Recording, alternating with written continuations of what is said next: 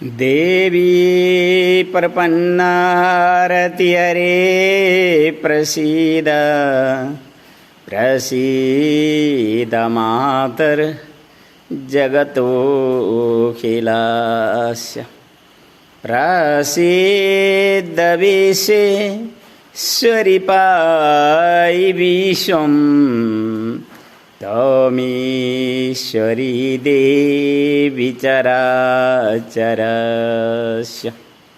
आज 2079 साउनको 29 गते आइतबार अहिले बिहानको 5 बजिरहेको छ।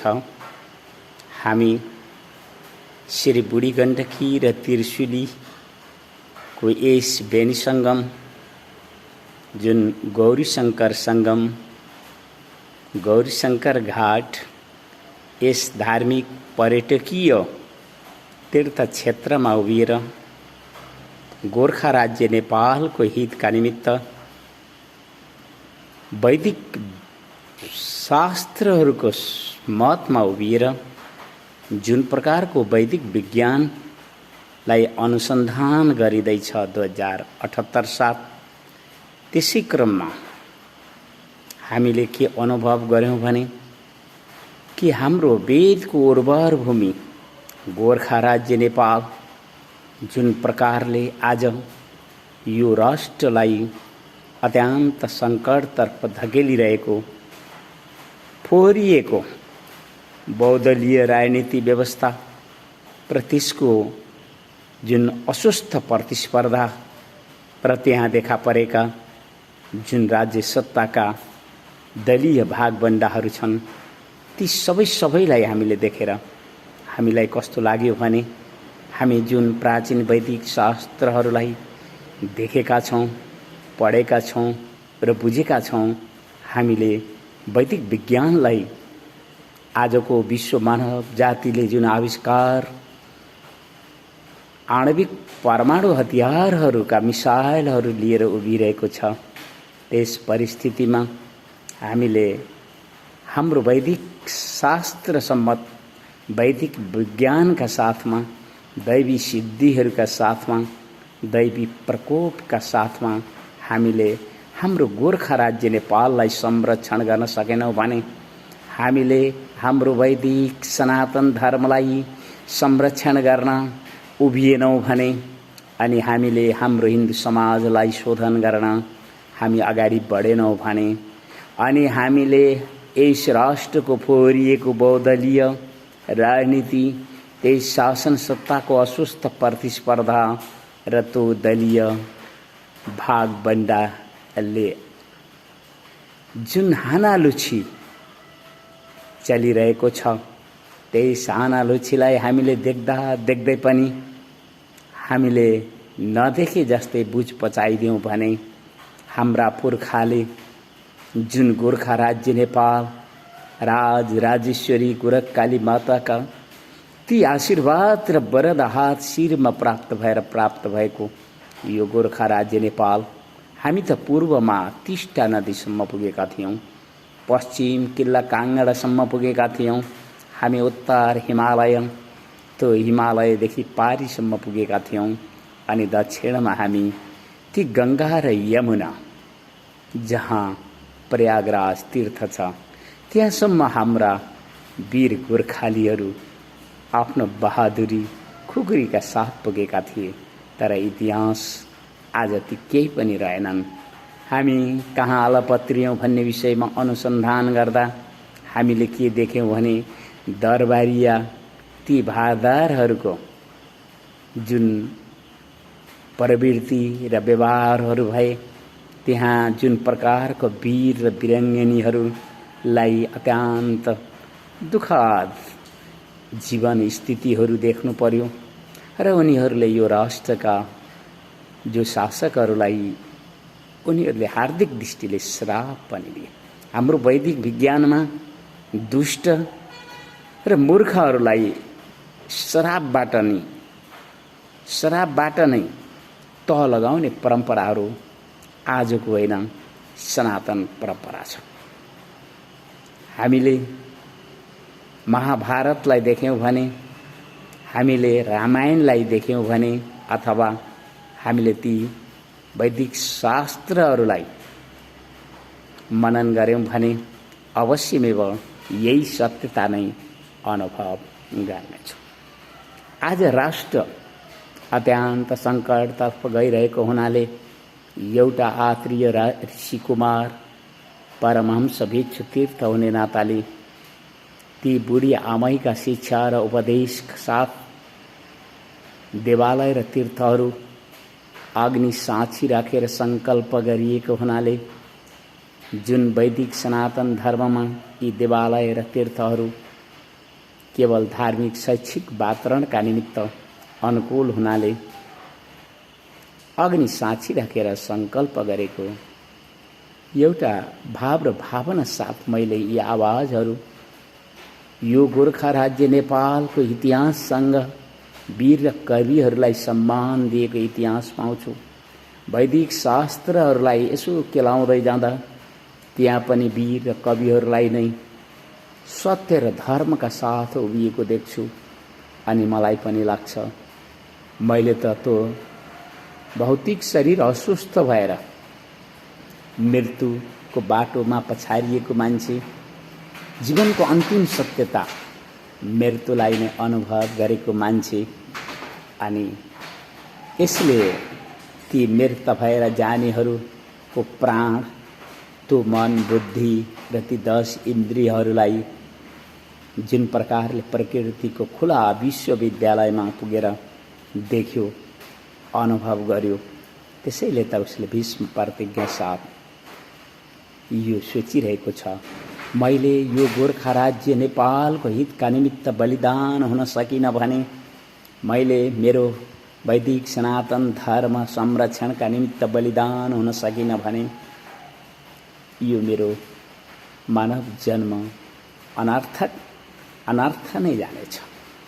मलाई केवल जीवन जिउनु आवश्यकता छैन। मलाई यो मानव जन्म पाएको मानव जीवनलाई सार्थक जीवन देख्नु छ। त्यसैले त मैले मेरी बुढी आमैसँग सधैँ ती बलिन्धा र आँसुहरू बगाएर आफ्नो जीवनका कहाली लाग्दा कथाहरू सुनाउँछु। बुढी आमैले आफ्नो ममता मायाका काखमा राखेर म आज यसरी उभिन सक्ने भइरहेको छु। बुढी आमै भन्नाले श्री बुढी गण्डकी र त्रिशुलीको जुन बेनी सङ्गम छ जहाँ एउटा दैवी ऊर्जाहरूको अनुभव हुन सम्भव छ र ती देवी आमाको नाम नै मैले बुढी आमै नाम राखेको छु र ती बुढी आमैका शिक्षा र उपदेश साथ मैले आफ्नो नाम पनि एउटा आत्रीय ऋषि कुमार परमहंस भिक्षु तीर्थ जब ती बुढी आमैले मलाई सम्बोधन गरिन् भने मैले यही नाम नै सार्थकको नाम हो सम्झेको छु भने मैले 2078बाट वैदिक विज्ञान अनुसन्धान गर्नुपर्ने भयो र 2079मा आएर यो राष्ट्रको परिस्थिति र हाम्रो हिन्दू समाजको परिस्थितिलाई बुझ्दै दैवी सिद्धिहरूको खोजी गर्नुपर्ने भयो, अनुसन्धान गर्नुपर्ने भयो। मैले ती दैवी शक्तिहरूको विषयमा अनुसन्धान गर्नका निमित्त मैले मेरो प्राणलाई बुझेँ, मैले ती अग्नि देवतालाई बुझेँ, मैले ती सूर्य चन्द्र देवताहरूको बललाई देखेँ, मैले पृथ्वी माता जो सर्वेश्वरी देवी हुन् उनका चरणमा नतमस्तक झुकेर जुन मैले मेरो जीवन खोजेँ, मैले ती जल वायु र आकाश यी 8 प्रकारका प्रकृतिका बलहरूलाई मैले तो प्रकृतिको खुला विश्वविद्यालयमा चिन्न पुगेँ। मलाई के लाग्यो भने ती देवी आमाहरू शिक्षित पनि हुन्, सभ्य पनि हुन् र अनुशासित पनि हुन्। उनका वरद हातमा नतमस्तक शिर झुकाएर जब म वैदिक विज्ञानको अनुसन्धान गरिरहेको थिएँ, जब म दैवी सिद्धिहरूको अनुसन्धान गरिरहेको थिएँ, त्यति बेला मेरो गोर्खा राज्य नेपाल एउटा फोहोरिएको बहुदलीय राजनीतिको अस्वस्थ प्रतिस्पर्धा र त्यहाँ राज्य शासनको जुन दलीय भागभण्डाहरूको हानालुछी र कलह मैले देखिरहेको थिएँ। मैले मेरी आमासँग यही मागेँ हे माँ, मलाई दैवी बल बुद्धि र विद्या दिनुहोस्। अनि बुढी आमै प्रसन्न हुनुभयो।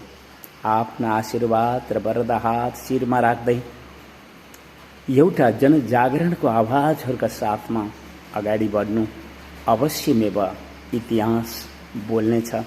तिनै इतिहासका लागि यी अभिलेखहरू र आवाजहरू राखिदिनु, ताकि कुनै एउटा आत्रीय ऋषि कुमार परमहंस भिक्षु तीर्थ श्री बुढी गण्डकी र त्रिशुलीको बेनी सङ्गम, जसलाई उसले गौरी शङ्कर सङ्गम भनेर त्यस क्षेत्रमा धार्मिक र सामाजिक कार्यहरूमा तपोमय जीवन बिताइरहेको थियो भन्ने कसै अरूको मुखबाट सुन्न नपरोस्। इतिहास आफै लेखेर राखिदिनु, इतिहास आफै बोलेर राखिदिनु। ती विशेष सामग्रीहरू यो राष्ट्रको हितका निमित्त, जुन दैवी सिद्धिका साथमा, दैवी प्रकोपका साथमा यहाँका उदण्ड मूर्ख बहुदलीय नेताहरूलाई जब तह लगाउने वातावरण आइपुग्नेछ, त्यति बेला यी आवाजहरू काम लाग्नेछन्, त्यति बेला ती अभिलेखहरू काम लाग्नेछन्।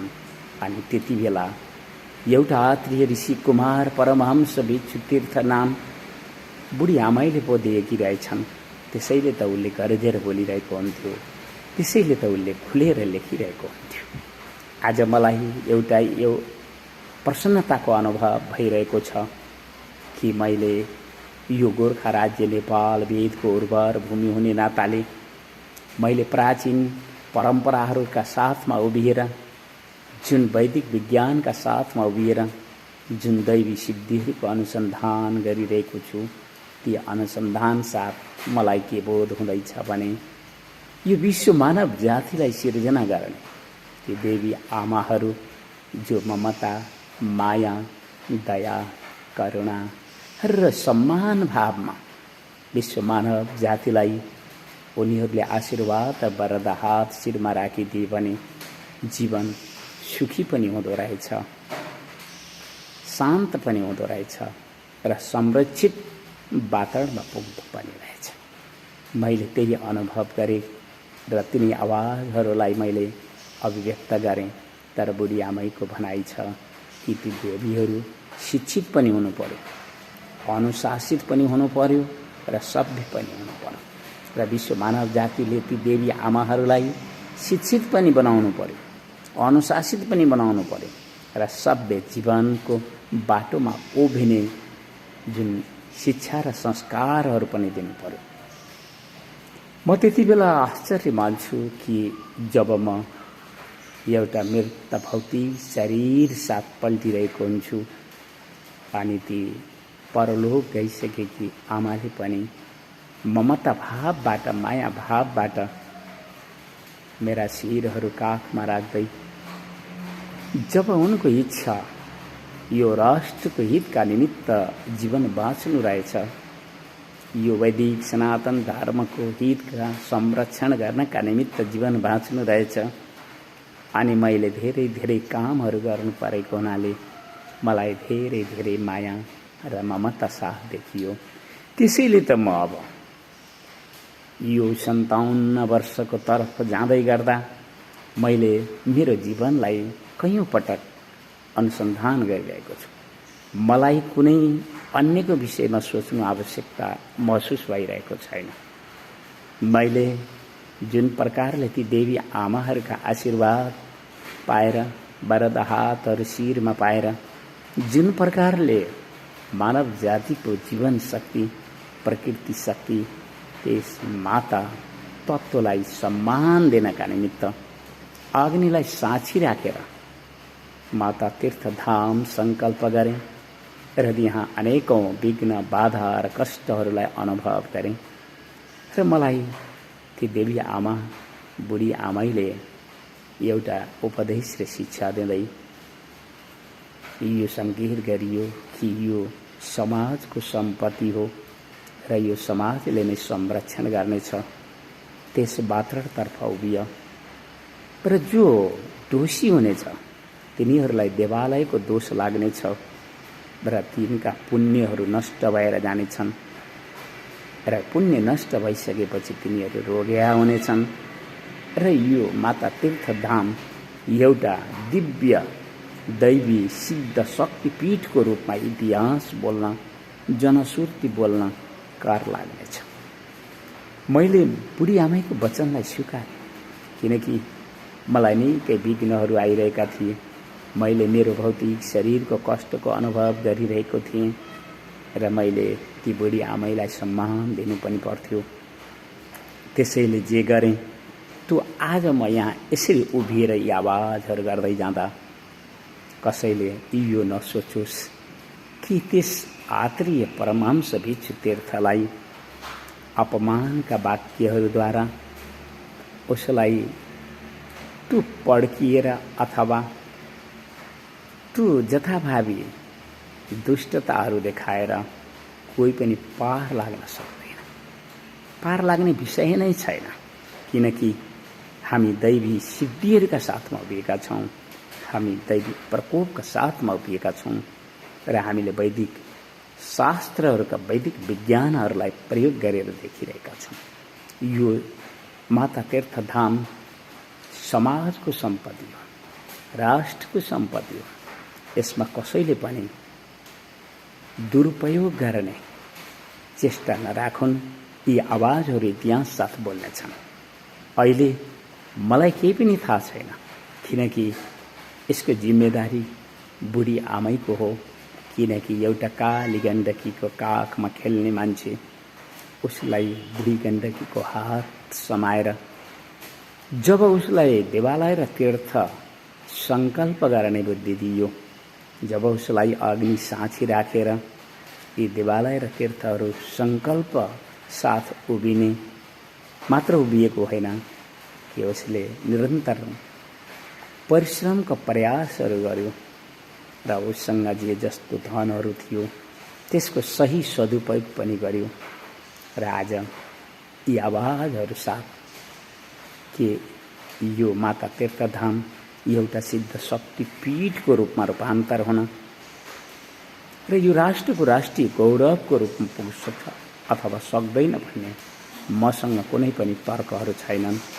तर बुढी आमैले मलाई तिनै शिक्षा र उपदेश दिनुहुन्छ कि जति दुष्टहरू हुनेछन्, जति विघ्न र बाधाहरू पार्ने आउनेछन् र जति मानिसहरू यस माता तीर्थलाई सम्मान दिन जान्ने छैनन्, यस माता तीर्थको सङ्कल्प गर्नलाई सम्मान दिन जान्ने छैनन्, उनीहरू यस तीर्थमा आउँदा उनीहरूका पुण्यहरू क्षय हुनेछन् र तिनी पुण्यहरूका बलले यो गोर्खा राज्य नेपाललाई कसरी अगाडि लैजाने र यस राष्ट्रको एउटा राजनीतिक दर्शन, सामाजिक, आर्थिक, धार्मिक, शैक्षिक यस्तै यहाँको जनताहरूलाई कसरी एकताको सूत्रमा लगाएर राष्ट्रभक्तिका साथमा विश्व समुदायका अत्यन्त सम्पन्न राष्ट्र चीन र भारतको माझमा उभिएको बहादुरहरूलाई जन्माउने माटो भएको वीर र कविहरूद्वारा यो राष्ट्रलाई जहिले पनि संरक्षण गरिने गरेको त्यस राष्ट्रमा यस आत्रीय ऋषि कुमार परमहंस भिक्षु तीर्थ हुने नाताले मैले त जनसङ्ग्रहको बाटो रोज्नु हुँदैन। मैले त यो राष्ट्रको हितका निमित्त जुन जनशक्तिहरू छन् ती जनशक्ति शिक्षित युवा युवतीहरू उनीहरूलाई मैले साथ दिनुपर्ने हुन्छ। यही नै मेरी बुढी आमैको उपदेश र शिक्षा पनि छ र मैले त्यही नै मैले जीवनमा धेरै कुराहरू देख्न र बुझ्न पनि पाइरहेको छु र मैले ती चेतन देवीहरू जो आमाहरू जो शिक्षित पनि छन्, अनुशासित पनि छन्, सभ्य पनि छन्, त्यति मात्र होइन जोसँग ममता, माया, दया र करुणाहरू छन्, ती सबैका वरद हातमा नतमस्तक शिर झुकाउँदै जुन दैवी सिद्धि अनुसन्धान वर्ष वैदिक विज्ञानका साथमा उभिन पाएको छु त्यो देखेर मलाई के लाग्छ भने कि हाम्रो वैदिक सनातन धर्मभित्र त्यहाँ एउटा वैदिक विज्ञान छ। त्यो विज्ञानको विधि र प्रविधिमा अग्नि देवता, प्राण देवता, सूर्य देवता, चन्द्र देवता, पृथ्वी, जल, वायु, आकाश, यी 8 प्रकारका जुन देवताहरू छन्, जुन दैवी सिद्धि र शक्ति बलहरू छन्, यिनीहरूलाई नै मैले स्वीकारेँ। मैले उनीहरूलाई स्वीकार्न सकिनँ। जुन माता तत्त्वको अपार दैवी सिद्धि र शक्तिहरू देख्दा देख्दै म कसरी ती अन्धविश्वासको बाटोमा उभिउँ। तैपनि मैले महावीर हनुमान र वेदव्यास महर्षि वेदव्यासजीका चरणमा नतमस्तक शरण लिन पुगेको छु। किनकि माताहरूलाई सम्मान दिने महावीर हनुमान र महर्षि व्यास जस्तो मैले मेरो वैदिक शास्त्रको इतिहासमा कतै पनि भेट्टाइन। हुन त ती कुन्ती पुत्र भीमार्जुन, उनीहरू पनि माता तत्त्वलाई नै सम्मान गर्ने वीरहरू हुन्। तैपनि उनीहरूलाई हामी चिरञ्जीवी रूपमा प्राप्त गर्न असम्भव देखियो। त्यसैले त महावीर हनुमान र महर्षि व्यासका साथमा उभिँदै यी आवाजहरू बोल्दै जाँदा कति कति बेला ती परशुराम, ती अश्वत्थामा, ती विभीषण र बलि यी सबैलाई पनि मैले स्मरण गरिरहनु पर्ने हुन्छ। अष्ट चिरञ्जीवीहरू मार्कण्डेय ऋषि सहित उनीहरूले जुन मलाई यस प्रकारको बुद्धितर्फ लैरहेको मैले अनुभव गरिरहेको छु। र मलाई के थाहा छ भने यो गोर्खा राज्य नेपाल वेदको उर्वर भूमि हो। वेद भन्नाले चेतन आत्मतत्त्व, वीर र कविहरूको तत्त्व। र त्यस वेदलाई कसैले अथवा मैले पनि बजारमा किन्न पाइने र बेचिने ती पुस्तकहरूलाई मैले किने र त्यहाँका विचारहरूलाई मैले अनुभव गर्दै मनन गरेँ। अन्त्यमा मलाई के थाहा भयो भने कि त्यसै चेतना आत्माको विषयमा जहाँ विचारहरू सङ्ग्रह भएका छन्, ती वेदहरू पनि हामीले वेद नै सम्मान दिनुपर्छ।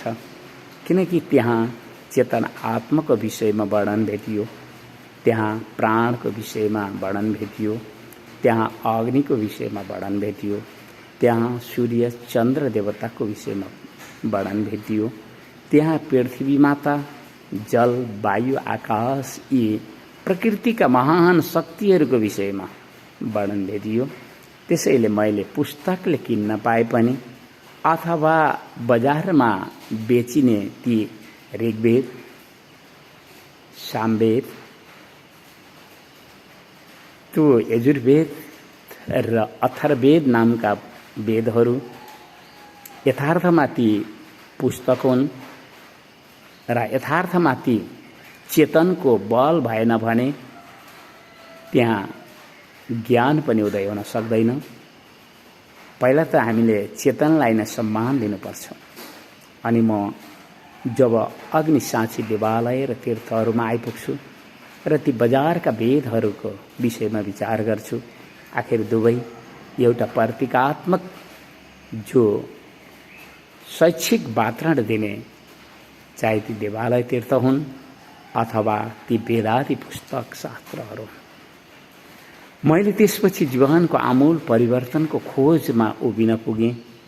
मेरो साथमा बुढी आमै हुनुहुन्थ्यो र ती बुढी आमैले मलाई त्यस्ता शिक्षा र उपदेश दिनुभयो जो आज म यी आवाजहरूबाट बोलिरहेको छु। र यी आवाजहरू भोलिको इतिहासको विषय सामग्री बनोस् भनेर मैले त्यो भौतिक विज्ञानको डिजिटल आविष्कार साथ अन्तरिक्षमा प्रक्षेपण पनि गरिरहेको छु भन्दै म यी आवाजहरूलाई यतै रोक्छु।